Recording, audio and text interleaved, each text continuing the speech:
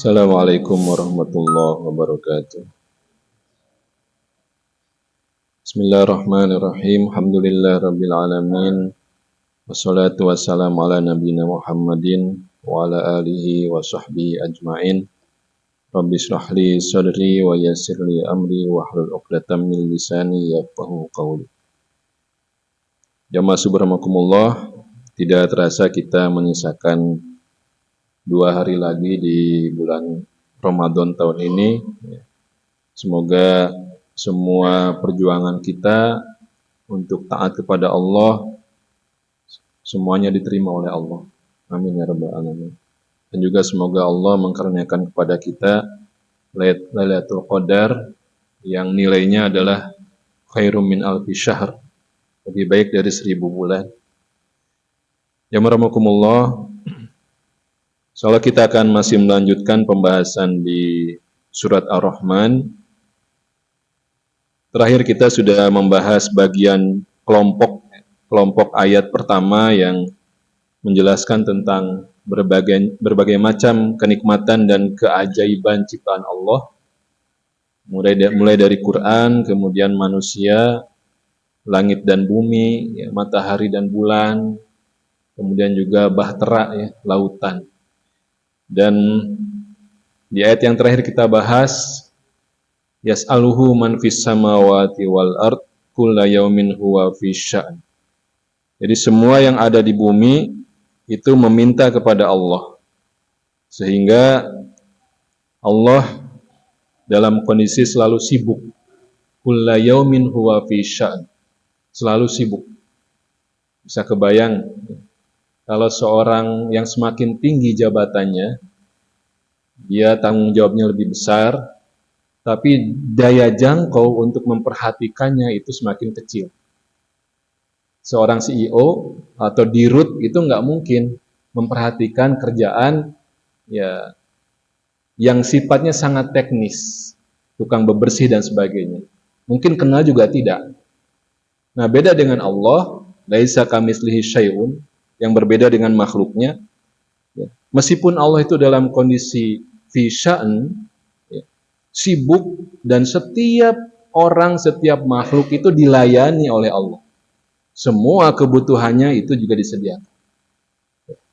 Maka seolah-olah ada bayangan dalam benak manusia yang berdasarkan pengalaman terhadap makhluk yang lain, terhadap manusia. Kalau ada yang sibuk, maka di situ ada peluang untuk lalai tidak memperhatikan yang lain. Karena saking fokusnya mengerjakan sesuatu, yang lainnya akan dilalaikan. Nah, maka rangkaian ayat-ayat berikutnya, kita akan masuk ke bagian yang kedua, yaitu ayat-ayat tentang akhirat dan neraka. Dan di situ ada 7 kali penyebutan fabi ayyi ala'i rabbikuma tukadziban. Dimulai dari ayat yang ke-31, sanafrugu lakum ayyuhas saqalan fabi ayyi ala'i rabbikuma tukadziban. Sanafrugu lakum, kami akan memperhatikan kalian, ayyuhas saqalan, wahai manusia dan jin, saqalan.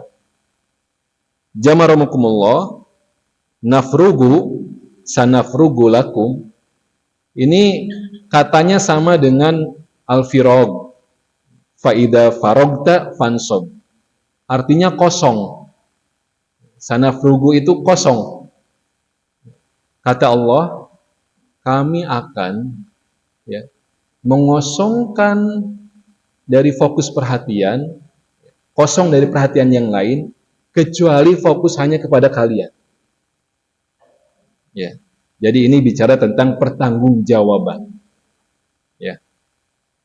Nanti dihadirkan satu-satu dan Allah akan fokus ke pengadilan satu orang demi satu orang ini. Sanafrugu lakum. Kemudian pemahaman yang lain sanafrugu ini adalah kalian tidak mungkin bisa menyisakan, menyembunyikan sedikit pun yang kalian lakukan. Sampai kalian itu kosong. Semua akan diminta, ditanyai, pertanggungjawabannya diminta. Semuanya akan dikeluarkan. sampai kalian kosong, tidak ada lagi yang tersisa. Semuanya akan ditanyakan, dipersidangkan. Sanafrugu lakum ayyuhas saqalan. Nanti kalau kita baca kisah Ibunda Musa ketika selesai melahirkan bayi Musa, kemudian Ibunda Musa ini mendapatkan ilham untuk melemparkan bayi Musa itu ke sungai Nil. Itu atas ilham Allah. Begitu dilemparkan, bingung dan sadar gitu. Waduh, dilihat, ternyata mengalirnya ke istana Fir'aun. Nah, saat itu perasaan dan perhatian seorang ibu itu fokus hanya kepada keselamatan bayinya. Tidak ada pikiran yang lain. Boro-boro mikirin masak, makan dan sebagainya.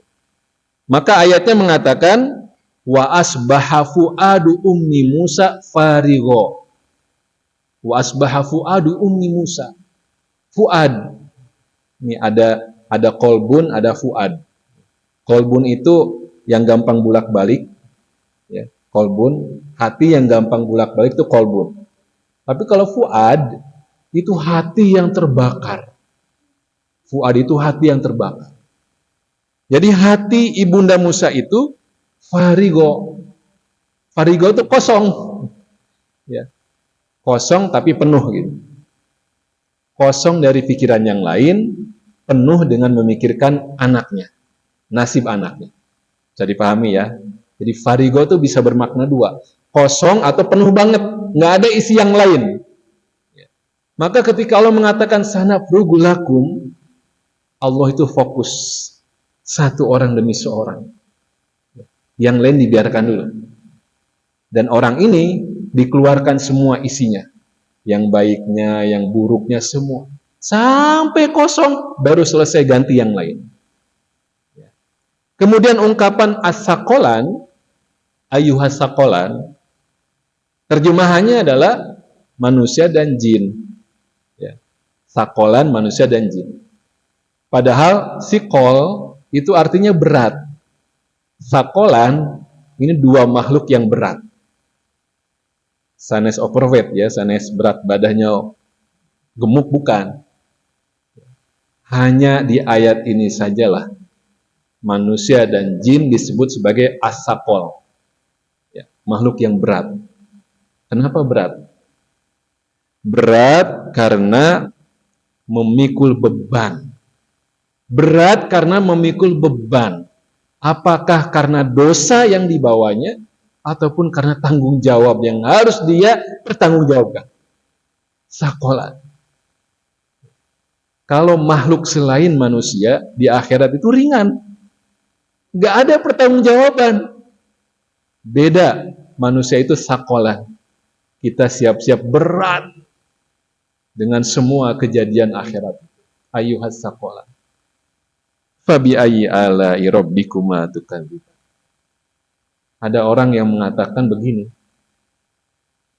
Ayatnya tentang neraka.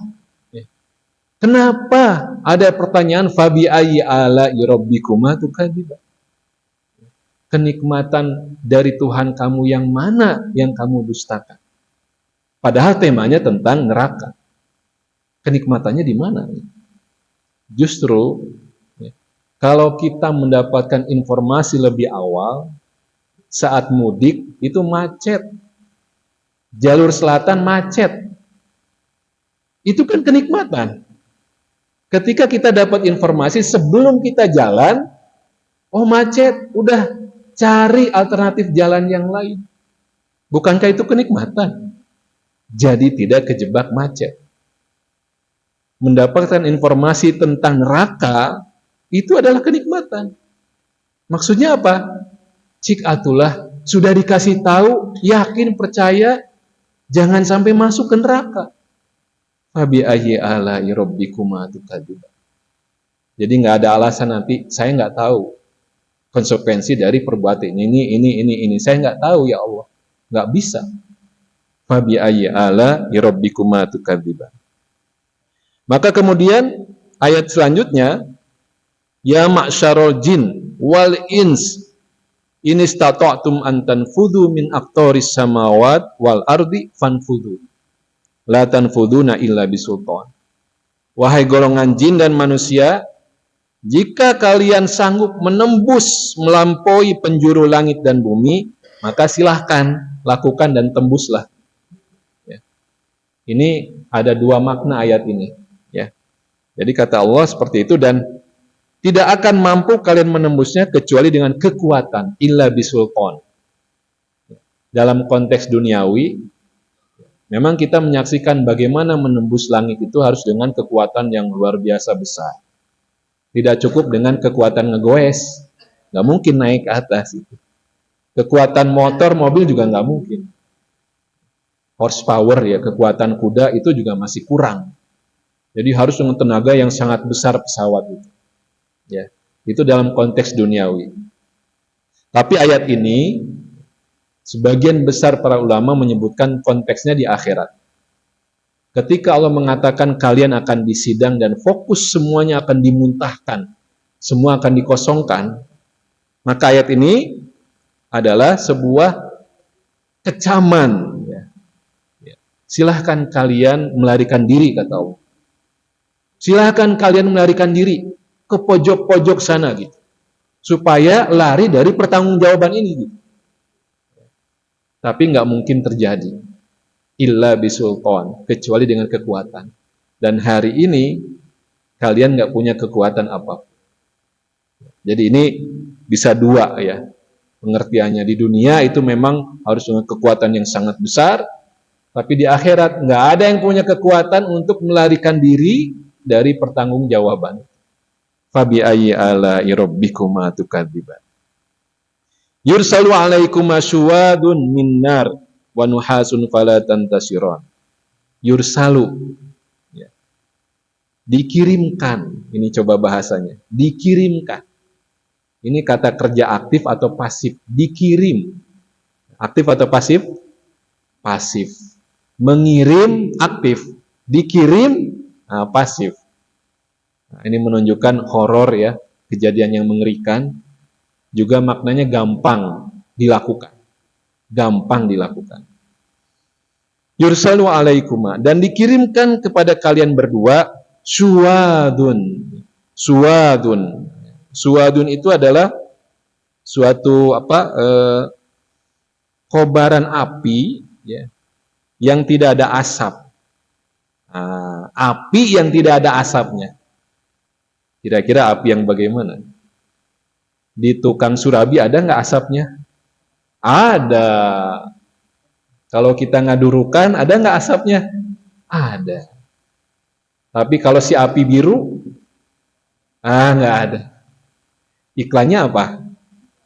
Ya, karena sempurnanya pembakaran.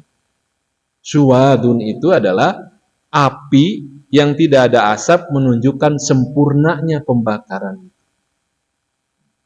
Suwadun minnar, akan dikirimkan kalian, ini nggak bisa kemana-mana melarikan diri, dan akan dikirimkan suwadun minnar, api yang kualitas panasnya sempurna. Ini kan ada hukum kekekalan energi ya, hukum kekekalan energi. Membakar sesuatu itu berubah jadi apa? Ya. Kalau perubahannya itu ya nanti ada panas, jadi cahaya, jadi asap, nah itu kebagi-bagi itu. Tapi kalau sempurna, itu semuanya jadi panas. Nggak ada asapnya. Ya. Nah ini suwadun minnar. Wa nuhasun. Nuhas ini artinya tembaga. Jadi dikirimkan api yang begitu sempurna, kemudian dan juga tembaga.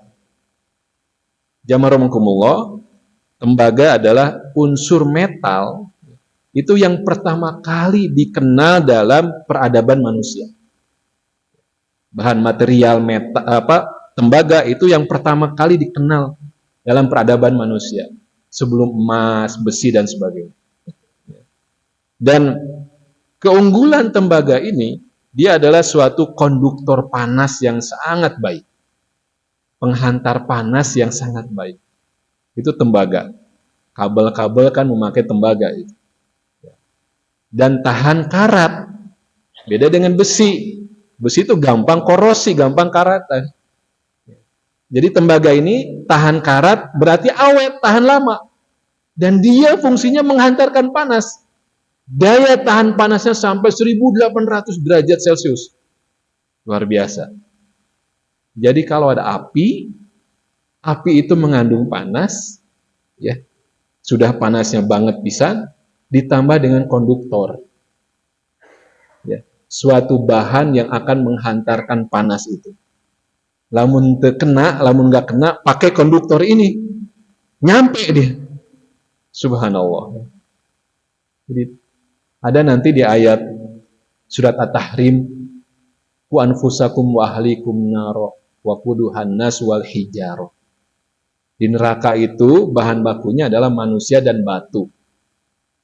Takutlah kepada neraka yang bahan bakunya adalah manusia dan batu.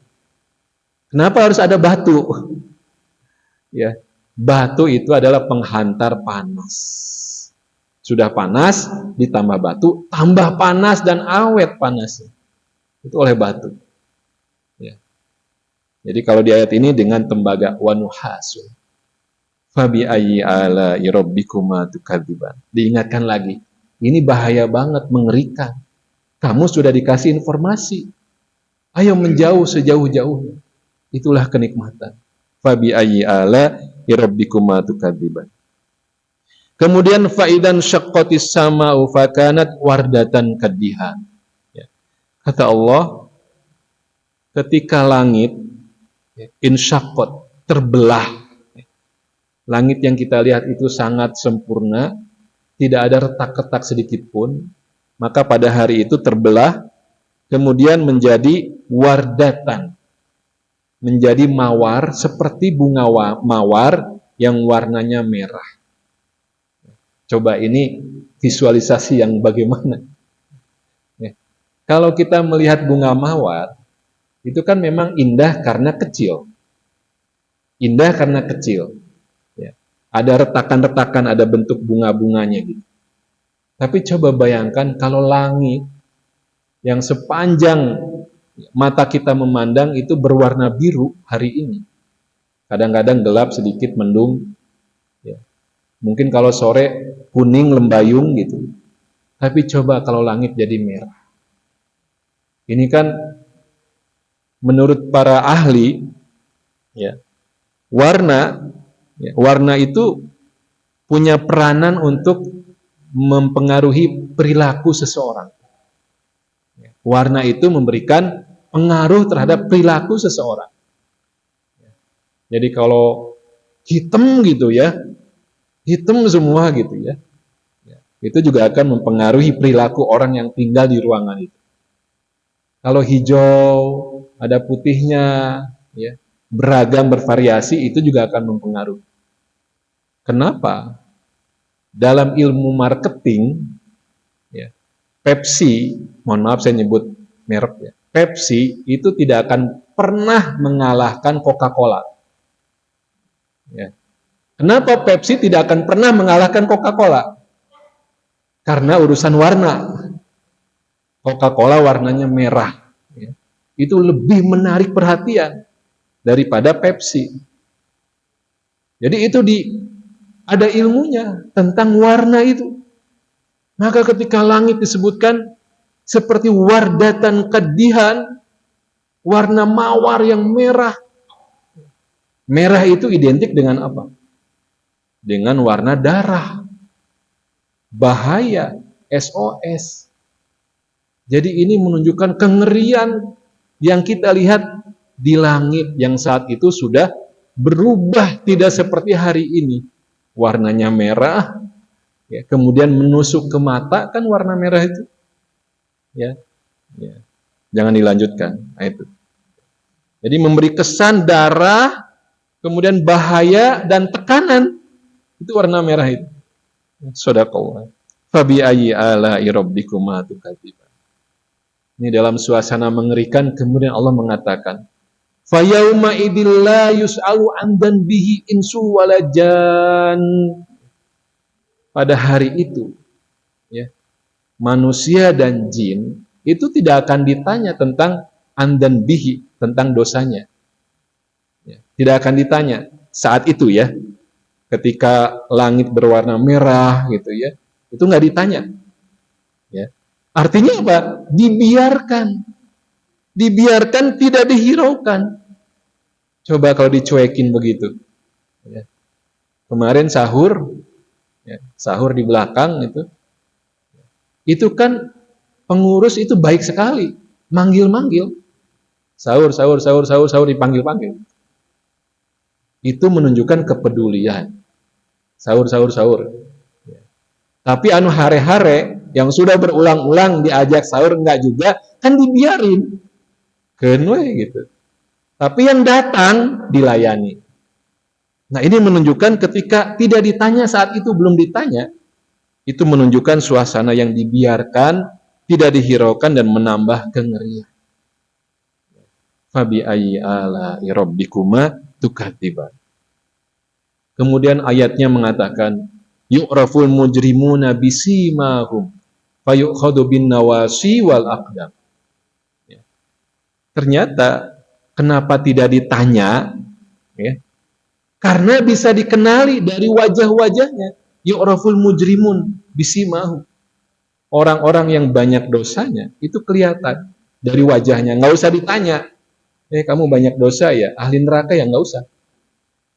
Karena wajahnya itu menghitam, ya, penuh dengan debu, matanya layu, ya, suram. Ada sebagian yang juga menyebutkan cara berjalannya aneh, tidak hanya pincang tapi jungkir balik, kepalanya di bawah. Jadi nggak usah ditanya, udah kelihatan, ketahuan. Nah, jamaramukumullah, sebetulnya ciri-ciri orang berdosa itu sudah bisa dirasakan dan kelihatan di dunia, semenjak di dunia. Mata kita itu cerminan isi hati kita. Urat-urat saraf di wajah itu juga menggambarkan bagaimana isi hati seseorang. Makanya orang yang bersih, banyak mendekat kepada Allah, itu mengetahui, si fulan ini sudah berdosa matanya. Bisa diketahui. Sehingga nanti saat menyampaikan nasihat-nasihat taujihnya, itu pas gitu dengan kondisi audiensnya. Subhanallah. Jadi nggak bisa bohong. Meskipun ketika di dunia itu sebagian besar nggak bisa melihat bagaimana isi hati seseorang yang kelihatan dalam wajahnya. Tapi cobalah eksperimen sedikit. Selepas Ramadan, ya, itu wajah-wajah yang dipenuhi perjuangan ketaatan ibadah kepada Allah itu bersih. Sayangnya kita kan ketemu setiap hari. Ya, ketemu setiap hari kita nggak bisa membedakan gitu. Ya, di akhir bulan Sya'ban, ya, dengan di tanggal 1 Syawal kita nggak bisa membedakan karena kita ketemu setiap hari gitu, ketemu kelihatan perubahan semakin cerahnya itu. Tapi coba kita ketemu dengan orang yang sebulan sebelumnya nggak ketemu dengan kita. Ya, ini orang sudah puasa sebulan penuh, taraweh, kemudian juga menghidupkan malam-malam terakhir bulan Ramadan. Ketika kita ketemu, kita bisa menyaksikan wajahnya lebih bersih. Senazar sudah nikah belum? Kalau sudah menikah, biasanya gimana Pak? Wajahnya itu cemerlang. Pengantin baru wajahnya cemerlang. Kenapa? Dia punya amalan. Ya, sedekah. Ya, nisfuddin, setengah agama, dia sudah lengkapi. Cerah wajahnya itu. Karena dia melakukan suatu amal soleh. Kebalikannya, amal salah itu akan menghitamkan cahaya wajah. Yu'raful mujrimuna bisima. Begitu juga dengan orang-orang soleh, banyak amal soleh, dia akan dikenali dari wajahnya yang bercahaya, tangannya bercahaya, bekas wudunya itu juga bercahaya. Bekas wudunya bercahaya. Subhanallah. Ya. Wa yu'khadhu bin nawasi wal aqdam. Kata Allah, ya, orang yang mujrim ini dicekal. dipegang ubun-ubunnya dan kakinya. Ya. Jadi wa yu'khadhu bin nawasi wal aqdam. Ini kan ubun-ubun ini meskipun kepala kita ini tengkoraknya keras, tapi ubun-ubun tetap itu kelemahan kita, ubun-ubun itu. Ya. Ini menunjukkan apa? Menunjukkan bagaimana penguasaan yang sangat penuh terhadap orang ini. Dan sangat mudah untuk diapain saja. Dipegang ubun-ubunnya, kemudian kakinya juga dipegang. Nggak bisa kemana-mana, gampang mau diapain saja. Ya. Kalau sate tema sudah ditusuk lah. Nggak bisa apa-apa lagi. Ya. Ya. Kalau kita senang lihat gulat gitu, ya, gulat dulu ada Habib ya. Itu kan kekuatannya, kehebatan dia mengunci ya lawannya gitu, dikunci. Itu udah nggak bisa apa-apa dikunci itu. Gampang aja mau diteke dan sebagainya, didengkek, dihabisi nafasnya bisa. Wa yu'khadhu bin nawasi wal aqdam. Fa bi ayyi ala'i rabbikuma tukadziban. Hadhihi jahannam. Inilah neraka jahannam. Allati yukadzibu bihal mujrimun. Di sini ayatnya menggunakan kata tunjuk hadhihi, dekat. Hadhihi ini. Inilah neraka jahanam yang didustakan oleh orang-orang yang mujrim, berdosa. Kata tunjuknya dekat. Di akhirat neraka itu didekatkan dan semua akan mampir ya ke neraka. Mampir mendekat, dibawa semuanya. Illa ma rahimallah. Kecuali orang-orang yang mendapatkan rahmat Allah akan diselamatkan. Nah, di dunia ini jamaah rahimakumullah, di dalam Al-Quran, kata tunjuk dekat, hadhihi, itu selalu dipakai untuk Quran. Inna hadal Quran. Hada itu dekat. Hadhihi juga dekat. Hada dengan hadhihi dekat. Inna hadal Qur'ana yahdi lillati hiya aqwam. Hada selalu dipakai untuk Quran. Artinya apa? Di dunia ini kita harus dekat-dekat dengan Quran. Supaya nanti tidak didekatkan dengan neraka. Ini konsepnya begitu. Nah, jamaah rahimakumullah, terakhir fabi ayyi ala'i rabbikuma tukadziban, kemudian yatufuna bainaha wa baina hamimin an. Jadi mereka itu yatufu, tawaf. Tawaf itu kan berkeliling ya. Ya, nggak bisa kemana-mana itu, berkeliling aja. Mengelilingi apa? Ya, bainaha, di neraka itu, wa baina hamimin an. Dan mengelilingi air yang sangat panas, hamim. Air yang sangat panas mendidih ditambah dengan an, itu menunjukkan juga puncaknya panas. Hamimin an. Jadi ya ini ayat-ayat yang menjelaskan tentang suasana akhirat dan neraka yang menurut surat Ar-Rahman dikabarkannya kepada kita itu sebagai bentuk kasih sayang. Bahwa nanti di akhirat itu ada reward dan punishment. Ada balasan kebaikan dan ada hukuman. Jadi dua hal ini memang harus seimbang. Jangan sampai kita mengandalkan hadis yang waktu itu kita bahas, wah, nu penting mah Islam. Ya, pasti masuk surga. Ya. Padahal adab neraka begitu mengerikan. Baik jemaah rahimakumullah, kita cukupkan dengan sama-sama berdoa kepada Allah. Semoga Allah mengkaruniakan kepada kita ya rizki untuk mendapatkan maghfirah dan dijauhkan dari adab api neraka. Amin ya rabbal alamin. Aqulu qouli hadza astaghfirullah li wa lakum. Assalamualaikum warahmatullahi wabarakatuh.